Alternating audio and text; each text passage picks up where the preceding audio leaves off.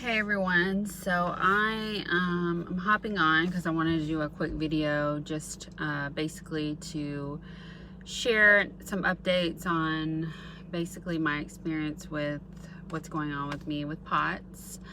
As you guys know, if you watch my videos, I've talked about that I have POTS. I've had it for about 7 years now, and I've went undiagnosed with many symptoms, and so I ended up going to the doctor and finding a Lyme specialist because I was hearing that Lyme disease was causing people to have POTS, and they ended up finding, years later that they had Lyme disease, and that was what's causing their POTS. So I got my test results back, and they tested me for a lot of stuff. I mean, the tick-borne panel for like over 50 different strains of Lyme diseases and was and things like that. And sure enough, I do have Lyme disease. I was going to ignore it because I had ordered a test online, like a little kit called Everlywell. It was like a really well recommended Lyme disease test, and I ordered it online, and I took the test, and for all of the Borrelia strains, it came back negative. And so I just was going to blow it off and be like, yeah, I don't have Lyme disease. This thing is genetic. My doctor's right. It's, probably EDS. It's probably, just genetic. Well, something just told me, I'm sure it was God, or it was something told me, like, go get a really extensive Lyme test done and just pay the money. And I ended up paying over $1,500 for the test. But I am so happy that I did, because at least now I know what I have going on. And so I do have the Borrelia burgdorferi, I can't even say it, I can't even pronounce it, strain of Lyme, and another strain of Lyme. I have two strains called Borrelia azul. It starts with an A, and I'm not even going to try to pronounce it. And I have Bartonella peninsula, I think that's how you say it. Sorry, I'm totally bad with the names, but it is Bartonella. And there's many different strains for that as well, so I do have a strain of that.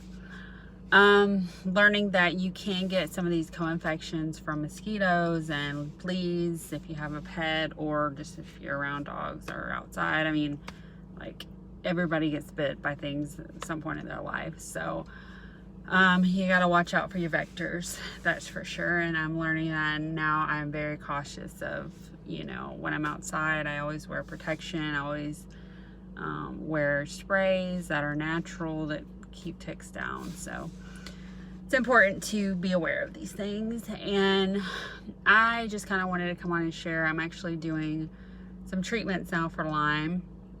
I have a lot of gut issues and have had candida for a while, and so I had a bad case of candida, so I'm on some medications for that. And because it's pretty, it's like all over my body now, just because Lyme has weakened my immune system, and it weakens your immune system. And my doctor says that it also, like, causes you not to get sick because your body's just working over and over and over, like, just to, like, keep the infections at bay. So yeah, so I'm on some other, like, I'm on like a ton of pills. Like, I was on nothing, and now I'm on like 6 or 7 different medications and tons of supplements. And yeah, it's a lot. I mean, like, yeah, you find out you have Lyme disease, and it's kind of like, okay, well, now let me treat this. I also have other co-infections too, like, that I've gotten throughout my life. I have myoplasma pneumonia in my system, HPV1, that's just herpes simplex. A lot of people have that cold sore. And there's like HPV6 that people can get, and like Epstein-Barr, which is mono. My body is keeping those, like, somewhat at bay with the Lyme disease. It's not like overly affecting me, but it is something that could flare up once I get some of my other treatments for the Lyme. So, you know, every day I feel like it's just it's a full-time job, you know, just to keep up with this stuff. It's a full-time job to you know, have this illness, this disease. And you know, the sad thing about it is that, you know, it probably could have all been avoided in the very beginning if I would have knew it was Lyme disease, you know. But the way our culture is, our society is, they don't put emphasis on this being like a pandemic. And so people get bit by ticks, and like me, they're like, yeah, whatever, it's a tick, and pull it out and throw it, you know, or take it out and burn it, and don't go to the doctor. And then next thing you know, a month later, you're chronically ill. So, and you don't know why, and doctors won't test for it. They won't give you a test for Lyme. I mean, you go in to get blood work done, and they'll test you for everything in the book, but they never have tested me for Lyme, and this is 8 years down the road, you know. So, and I had to take it upon myself and pay a ton of money just to get tested, and a ton of money just to get treatment. So, and you know, no treatments are guaranteed with Lyme. It's kind of like a test, trial everything out. You know, there's tons of herbs and treatments and protocols out there, but nothing really guarantees it.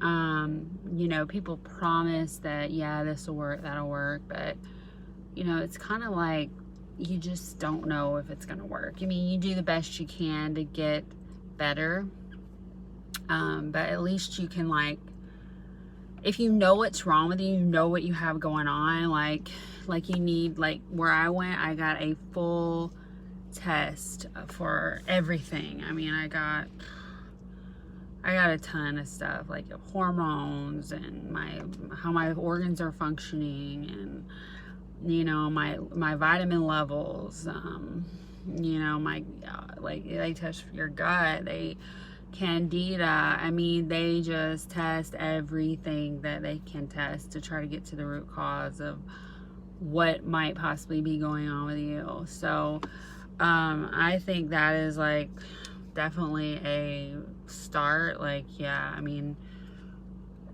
if it were me, like I would definitely, if I could do it over, you know, I would have done that a long time ago.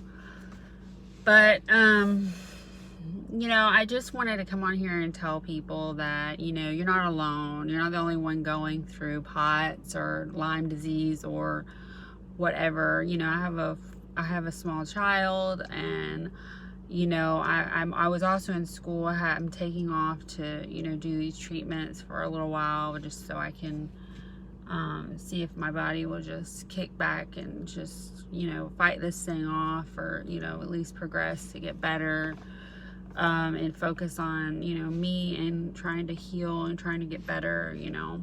And so, like, the thing about Lyme is, like, you know, you just don't know. Like, sometimes the damage, you don't know. You have to get this stuff out of you, and then you got to repair your body, and it's a long process. And you know, I am going through it kind of alone. I don't have a ton of family support.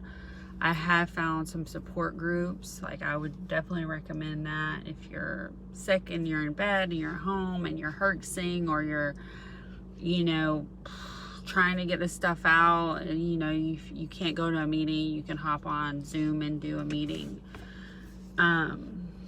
But another thing I wanted to say is that, you know, POTS is hard in itself, and I know there's like millions of people out here that are just like have POTS, and it's just like this like mysterious illness, and you know, different things can cause it for different people. But I would definitely, like, if I could do it over again, I knew what I know now, like, I would tell people, make sure you go and you fight, and you have some doctor, I mean, somewhere. You have to do extensive research, have your mom do it, you do it, whatever. Search for these tests, like Lyme disease, co-infections, Epstein-Barr viruses, HPV6. Get these like other things that people never test for. Test for those things too. And, you know, find a doctor. I, you know, will definitely recommend some doctors and some research that I have done that has, you know, got me to this point to actually getting treatment and finding out what has been wrong, you know, this whole time. And I just didn't know because I never got tested. And I just really want to put that message out there because I think that could really help somebody who is chronically ill, especially if you have POTS and you've been told you have POTS, EDS, anxiety, panic, you know, PTSD, any kind of depressive, anxiety, you know, driven disorders, or, you know, like POTS is like, you know, your blood flow and your veins. I mean, anything like that, these syndromes that people just don't know about, like, you know, they can't figure out why you have this. You just mysteriously got sick one day and now you're, you know, bedridden, or you have all these symptoms. And especially if you're young, like if you're young and, you know, even if you can't remember being bit by a tick or anything, because that's what I thought. People are like, yeah, you have Lyme disease. And I was like, I don't really remember ever being bit by a tick or anything like that. I never got a bullseye rash from this. Yeah, like, I mean, I don't know where it came from, but watch your vectors. Watch anything like mosquitoes or fleas or ticks. I mean, anything that sucks the blood, like watch, because they can transfer things. They're even saying mosquitoes can transfer Lyme. So, I mean, I have lived out in the country for a while. I mean, you don't have to live in the country though, but it's all over the world. It's a pandemic now. It's like epidemic. Like people are, you know, getting it everywhere. It's not just in this state or that state. Like I'm in Georgia. They say it doesn't exist here, but obviously it does, because I know a lot of people in Georgia who have it. They go to a clinic that I do to get IV fluids, so for POTS. So that's how I found out. So yeah, just do your research, do a lot of it, because at the end of the day, you're responsible for your own health. At the end of the day, don't put all your faith and trust in doctors. Like, yeah, take their suggestions for symptoms, and, you know, do, like, you know, if you really are sick, like, go to the hospital. I'm not a doctor. I'm not telling you not to listen to your doctor. I'm just saying, don't only do that. Like, you have to take a responsibility for your own health. Like you know, you have to do the research and eat healthy and exercise. Like you know, if you like lay in bed, wallow in bed, like I did for many years, and eat, you know, shit food and wonder why I was sick and not ever like be proactive to try to get better, then you're always going to be sick. So, you know, and a lot of times, like, that I would end up in the hospital and everything, just not knowing, like, oh my God, I ended up in the hospital so many times. Just, they were giving me all kinds of stuff that they probably shouldn't have gave me, you know, and I thank God that, you know, he was with me and something bad didn't happen, because, you know, you shouldn't be injecting, like, you know, heart medicine into somebody's, like, near their heart because they're having palpitations. And it was just like, they didn't know. So you're kind of like an experiment. So, but if you do your research and you look at things that have helped other people, join a website for POTS just in the beginning, just to get on your feet. You know, that helped me a lot. And now Lyme, you know, you can get different, you know, treatments and protocol ideas, and, you know that you're not alone. That really helps. So yeah, that's really all I got for this. I'll just keep everybody updated on my treatments and how things are going. So yeah. But if you have any questions, just message me and I will, I'll get back with you with answers on whatever questions you have about my treatments or POTS or what I do, or there's a lot of things that I do for POTS, just to help the symptoms, like compression hose. That's the big one. I have a pulse thing that I use on my finger. I have a long list of things. I have I do these different oral hydration therapies like that you can buy on Amazon, and you just mix it up and it hydrates you really well. So I do vitamin infusions. There's a laundry list of things that I do.